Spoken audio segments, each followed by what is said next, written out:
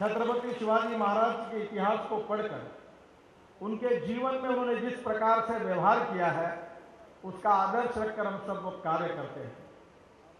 उनके बारे में कहा गया है कि यशवंत, कीर्तिवंत, वरदवंत, सामर्थ्यवंत, जानता राजा, निश्चयाता महामेरु, बहुत जना से आधारू, अखंड स्थिति का रेदारू, श्रीमंत योगी।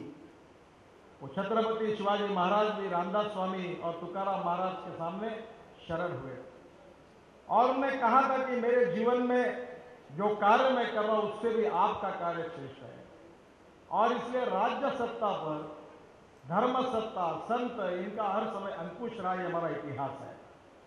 मैं इस साहित्य सम्मेलन से यही उम्मीद करता हूं कि मराठी साहित्य, मराठी काव्य, मराठी संगीत, मराठी प्रतिभा देश में उसकी अलग छाप है।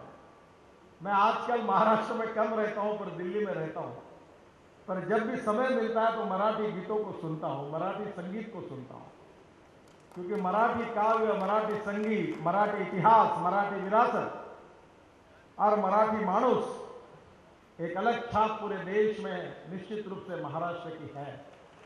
और मुझे इस बात की खुशी है कि मराठी साहित्य सम्मेलन महाराष्ट्र में तो होता तो कोई आश्चर्य की बात नहीं होती। मैं नाहर जी को और देसरना जी को और सभी लोगों को धन्यवाद दूंगा कि जब वो मेरे पास आकर जब उन्होंने मुझे ये बात कही तब मैंने उनको कहा कि ये कैसे संभव होगा, वहाँ इतने लोगों की व्यवस्थाएं कैसी होगी। पर बादल साहब ने जिस प्रकार से इसको ओन किया, पंजाब की सरकार ने और पंजाब की जनता ने इसका जिस प्रकार से समर्थन किया और हमारे महाराष्ट्र के मराठी तमाम रसिक बंधु भाई बहनों का जो बहुत अच्छा स्वागत आपने किया है बादल साहब, हम इसको बिल्कुल भूल नहीं सकते।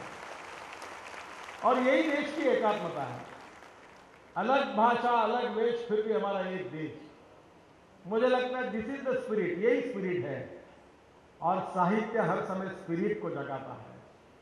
विचार व्यक्तियों के जीवन को बदलता है, विचार व्यक्ति और नेताओं को जीवन की दिशा देता है और विचार साहित्यों से मिलता है। और साहित्य जो संतों का है वो तो पूरे विश्व के कल्याण की भावना रखते हुए उन्होंने किया हुआ है।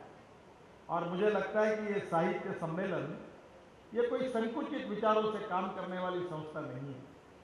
ये जरूर है कि ये मराठी साहित्य सम्मेलन है, पर मेरा विश्वास है कि मराठी साहित्यकारों ने, मराठी